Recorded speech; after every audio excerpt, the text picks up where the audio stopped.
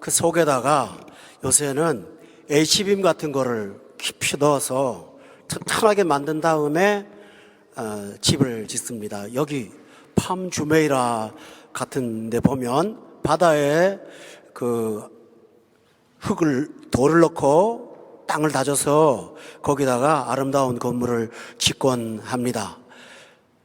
인생이라고 하는 삶도 기초가 있습니다. 어떤 사람은 돈에다가 기초를 세웁니다. 돈의 기초는 두 가지 문제가 있습니다. 하나는 돈이라는 이름 자체가 문제가 있습니다. 돌고 도니까 돈이거든요. 어떤 목사님이 그러더라고요. 내 입에 들어간 것만 쓴 거라고요. 왜냐하면 예수님께서 그랬어요. 부자가 먹고 즐기자 그러니까 이거 내가 도로 찾으면 오늘 밤 누구 거가 되겠느냐고요. 그러니 돈은 임자가 실제로는 정해지지 않았다는 거예요. 또 하나 뭔지 아세요? 돈이 돌지 않으면 썩어요. 사람을 부패시키는 게 있어요. 그래서 돈이 아주 필요 없지는 않아요. 그렇지만 인생의 기초석이 될 수는 없어요. 머리가 좋은 것이 인생의 기초가 될 수도 있어요. 어떤 사람들은 너무 똑똑해요. 그런데요, 똑똑한 사람은 똑똑한 대로 치성에도 문제가 있어요. 치성이 똑똑한 사람은 다른 사람을 잘 안 믿어요. 남의 소리를 듣질 않으니까 고집이 있어요. 그래서 잘 되면 좋겠지만 잘못하면 엄청난 오판을 하게 돼요. 그래서 성경이 뭐라고 했는지 아세요? 섰다고 하는 자는, 그 다음 말이 여러분 아시죠? 뭐예요? 섰다고 하는 자는 넘어질까 조심하라. 그래서 바울은요, 내가 강할 때가 약하고 거꾸로 약할 때가 강하다고 고백했어요. 바울은 이런 말 했어요. 이 세상에 그렇게 똑똑한 세상의 간원이 하나님을 자기 지혜로는 모른대요. 이것처럼 치성에는 한계가 있어요. 또 어떤 사람들은 건강을 자기 인생의 기초로 잡는 분들이 있어요. 나이가 드셔도 여전히 일하시면 강하실 줄 알지만 사람의 몸은 연장이에요. 쓰다가 보면 닳아서 없어지죠. 자기가 해야 될 일을 못하면 건강 갖고 책임질 수가 없어요. 여러분의 건강도 여러분이 든든한 기초로 삼을 수가 없습니다. 그렇다면 예수 믿는 사람한테 하나님이 주신 기초가 뭘까요? 이 기초는요, 오늘 본문에 보면 15장 1절에 보면 너희가 받은 거라고 그랬어요. 돈이나 공부나 건강은 다 내가 만드는 거예요. 그런데 예수 믿는 사람의 기초는 내가 만든 게 아니고 내가 받은 거예요. 그런데 주시는 분이 줬다가 다시 걷어가고 그러지 않으세요. 줬다가 뺐다가 하지 않으세요. 한 번 주시면 영원히 주시는 하나님이 주시는 거예요. 따라서 하나님으로 받은 기초가 우리한테 있어요. 두 번째로 그 기초의 특징이 뭔지 아세요? 15장 1절에 보면 너희가 그 가운데 선 것이라 했어요. 우리를 든든히 세우는 힘이 있어요. 성경에 보면 말씀이 너희를 든든히 세운다. 만물이 말씀으로 붙잡혔다. 너희가 말씀 앞에 든든히 쓴다 라고 말이 있어요. 하나님께서 주시는 이 받은 것은 우리를 세워요. 기쁨을 세워요. 소망을 세워요. 꿈을 세워요. 힘을 세워요. 절대로 낙담하지 않게 만들어요. 이것이 바로 우리 인생의 기초인데요, 이 기초를 한 단어로 말하면 오늘 15장 10절에 나오는 것처럼 은혜예요. 은혜. 우리 따라합시다. 은혜. 은혜가 기초예요. 성도 여러분, 저하고 여러분은 다 하나님의 은혜를 기초로 살고 있어요. 바울은 몸이 너무너무 약했어요. 사탄의 사자처럼 자기 몸을 괴롭히는 게 있어갖고 하나님 앞에 낫게 해달라고 기도까지 했는데요, 하나님은 몸에 건강은 안 주셨지만은 건강보다 더 좋은 거 하나 주셨어요. 건강을 위해 기도했더니 하나님이 바울한테 뭐라는지 압니까? 네 은혜가 너한테 좋게. 그 말은 건강보다 너는 은혜라는 기초를 갖고 있어 라고 말씀하셨어요. 따라서 은혜가 우리 인생의 기초예요. 그러면 은혜는 어떤 사람한테 올까요? 은혜는 첫 번째로 내 능력하고 상관없어요. 잘 들으셔야 돼요. 나의 능력과 관계가 없어요. 오늘 본문의 8절에 보니까 바울은 자기가 무능력자라고 고백했어요. 맨 나중에 만삭되지 못하여 난 자라고 했어요. 그런 능력이 없었어요. 세상 능력은 출중하죠. 비판하는 능력은 뛰어나요. 그러나 사도로서 사람을 구원할 수 있는 복음의 권능 능력은 없이 시작했어요. 아무것도 없어요. 아니, 노력하다가 만 것도 아니고요. 완전 반대 길로 갔다가 하나님 앞에 붙잡힌 사람이에요. 따라서 은혜는 능력과 상관이 없어요. 교우 여러분, 사사기에 보면 가장 군대를 많이 물리친, 가장 적군을 많이 물리친 장수가 하나 있어요. 이름이 누군지 아세요? 기드온이에요. 기드온은 미디안 군사 40만하고 붙었어요. 전무후무한 일이에요. 그런데 기드온이요 300명 군사 갖고 싸워 이겼어요. 능력하고 상관이 없어요. 기드온은 처음에 하나님을 만날 때, 하나님이 천사를 보낼 때 미디안 군사가 무서워서 포도주 틀에 들어가서 조금씩 타작을 하면서 벌벌벌 떨던 소심주의자였어요. 그런데 하나님이 그 사람 들어갔고요, 미디안 40만 명을 300명하고 싸웠는데 300명이 칼 한 번 쓰지 않고 소리만 질렀는데 하나님께서 그들을 물리쳐서 이기게 만들었어요. 따라서 하나님은 능력 있는 사람한테 은혜 부어주는 것이 아니라 능력과 관계없이 부어주실 줄로 믿습니다. 거꾸로요, 능력이 없는 사람한테는 하나님이 힘이 되어주시는데요, 능력이 많은 사람한테는 하나님이 그를 불러갖고 어떻게 하는지 압니까? 능력 다 빼갖고 겸손의 은혜로 살게 만들어요. 공부 많이 한 사람 자꾸 떨어지게 만들어갖고 겸손하게 만들어서 그 머리 갖고 일하지 않고 겸손하게 만들어요. 사업의 수완이 누구보다 뛰어난데 분명히 되는데요, 그걸 하나님이 딱 거꾸로 틀어놓고 무너진 잿더미에서 하나님만 바라보게 하시는 그 능력을 뺏고 겸손으로 살게 하셔서 그때부터 부어주시는 분이 하나님이신 줄로 믿으시기를 바랍니다. 그거예요. 은혜를 하나님이 기초로 만들었어요. 따라서 여러분의 능력과 상관이 없으니 낙담하지 않고 주만 바라보시기를 바랍니다. 두 번째로는요, 은혜는 진짜 중요한 게 있어요. 의와 상관이 없어요. 이 사실을 명심하세요. 이 세상은요, 면접할 때 저 사람 착한 사람인가 나쁜 사람인가 엄청 조사를 해요. 그래서 착한 사람 돼야 써먹어요. 그런데 은혜는요, 자격 없는 자한테 주는 거지 의인한테 주는 거 아니에요. 자기가 스스로 의롭다고 생각하는 사람은요, 사실 좀 사람들이, 하나님께서 그런 사람한테 은혜 안 부어줘요. 예수님 뭐라 했는지 아세요? 나는 건강한 자 때문에 온 게 아니야, 병자한테 왔어. 나는 의사로 왔지 나는 놀아주는 사람이 아니야 라고 말씀하셨습니다. 우리가 아직 죄인 되었을 때에, 우리가 아직 연약할 때에, 우리가 하나님과 원수 되었을 때에 당신의 아들을 주셔서 사랑하셔서 죽기까지 하셨다고 말씀하신 하나님께서 의와 상관이 있나요? 은혜는 의가 없을수록 더 크다는 사실을 믿습니까, 여러분? 그래서 성경에 보면 죄가 많은 곳에 은혜가 더 크다고 했어요.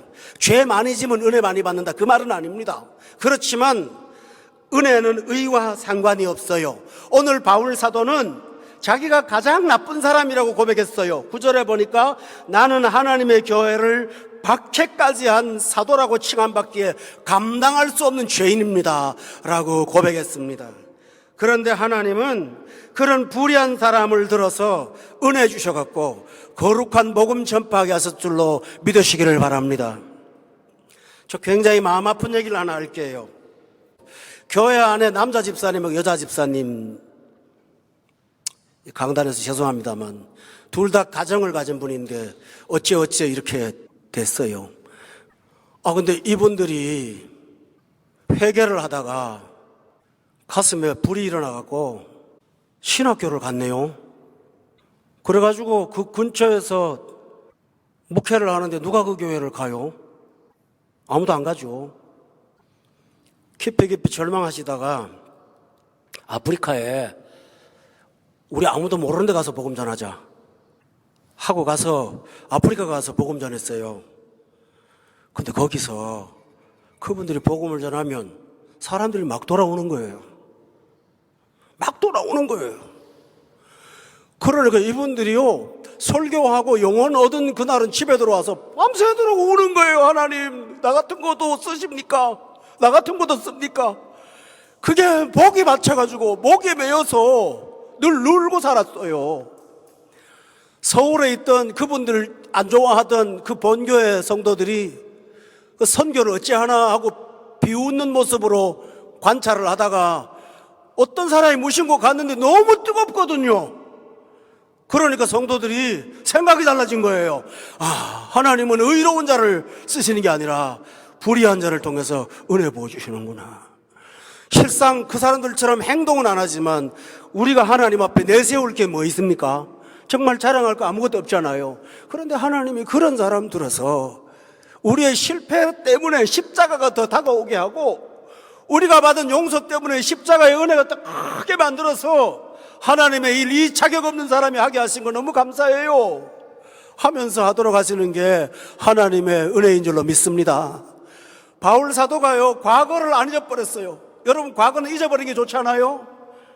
그러나 과거에 붙잡혀 살진 않았어요. 내가 옛날에 저 교회에 핍박하고 사람들 죽이고 감옥에 집어넣고 이런 못된 짓을 했는데 나 같은 거 복음 들고 나같이 못된 일을 하는 사람한테 복음 전하게 하시니 너무너무 감사해서, 그런 항상 과거가 열등의식의 기준이 아니고 과거가 은혜의 기준이었다는 사실입니다.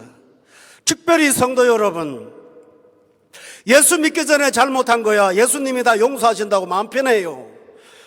믿고 나서도 잘못할 때 있습니다. 인간인데요. 죄질 때 있어요. 그런데 불신자가 죄 짓는 거하고 거듭난 사람이 죄 짓는 거하고 달라요. 불신자가 죄 지면요, 뭐 세상 사람 다 노는데 뭐 나 한 번쯤 끼었다고 뭐 그렇게 대단한 게 있어 라고 말합니다. 그런데 신자가 죄를 지면요, 질 수 있어요. 그런데 불신자하고는 정신세계가 완전히 달라요. 비참해요. 자기가 너무 비참해요. 무슨 법을 어긴 게 아니라 하나님의 얼굴을 보기가 너무 송구스럽고 비참한 마음이 들어와요. 거듭났기 때문에 그런 거예요. 세상 사람들이 다 괜찮아 말해도 자기 혼자서 자기한테 자학하는 게 아닙니다. 하나님 앞에 너무 미안한 거예요. 그 큰 사랑받은 내가 이래서 하고. 그것은 나쁜 게 아니에요. 거듭난 사람은 이 생활이 좋지 않은 거예요. 유혹에 순간적으로 빠질 줄은 몰라도 거기서 거기 거주하지 않습니다. 왠지 아십니까? 그 생활 안 좋아해요. 거듭난 사람은 절대로 좋아하지 않아요. 이 세상 살면서 완전하지 못하니까 유혹이 있을 때가 있죠. 그렇지만은 우리의 마음속에는 그 죄가 얼마나 혐오스러운지를 알고 있어요, 여러분. 하나님께서 이러한 연약한 우리들에게 은혜를 주셔서 새롭게 하시고 쓰시는 하나님이신 줄로 여러분 믿으시기를 주의 이름으로 축원합니다.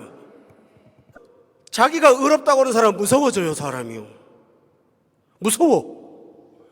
그러나 자기가 죄인이라는 사실을 깨닫는 사람은 은혜 없으면 못 살아.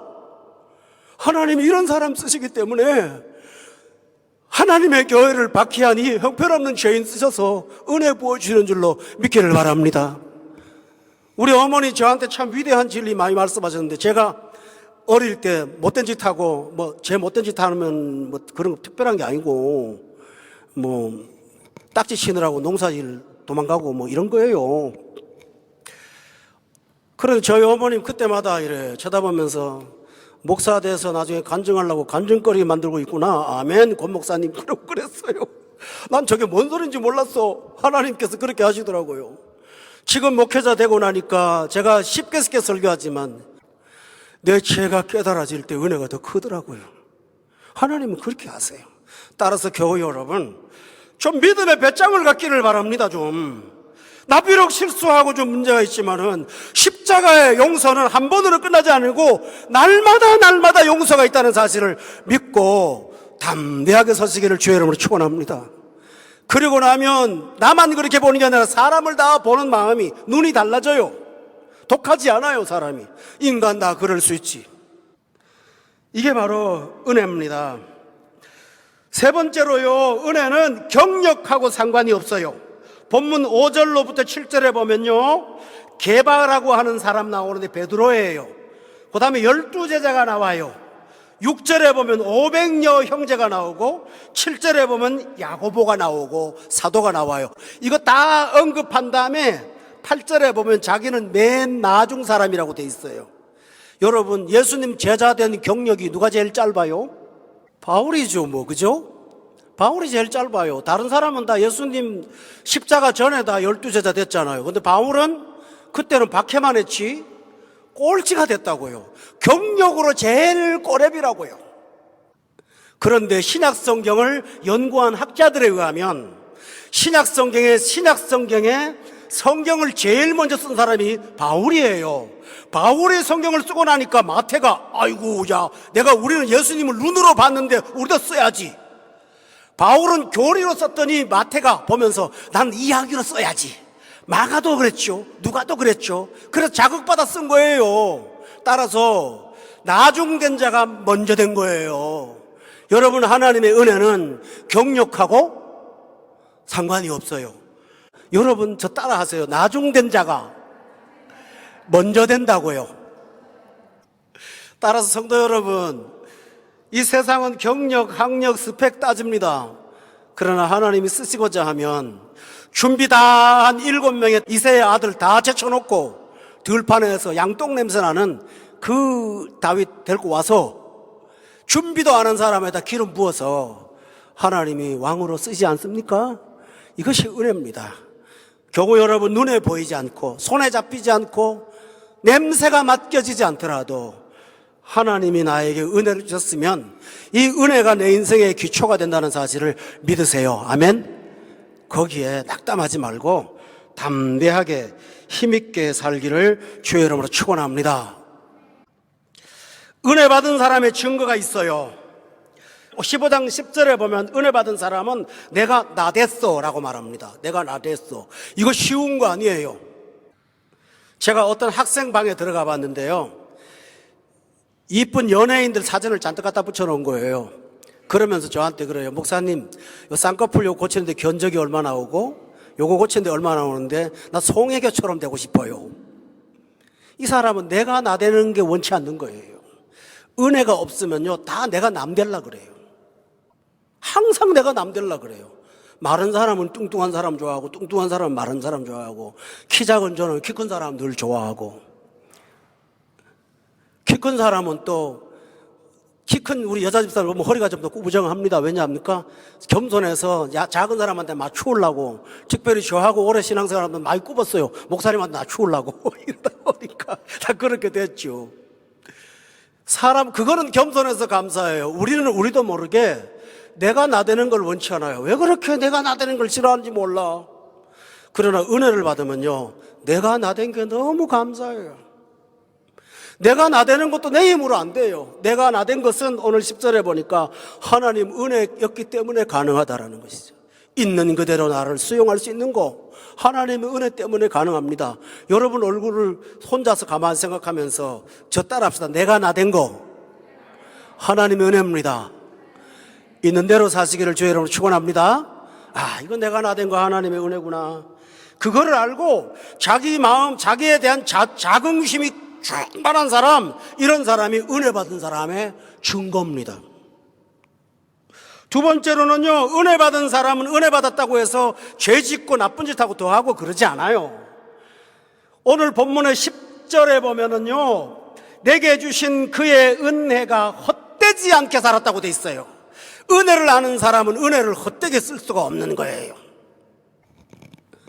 은혜를 아는 사람은 은혜가 아는 일을 잘 하지 않아요. 비록 나 넘어지고 쓰러지지만은 은혜를 더 은혜되고 싶어하는 마음으로 가득 차 있는 사람이 바로 은혜 받은 사람 증거라는 사실을 여러분이 믿기를 바라요. 저는 마지막으로 말씀드릴게요.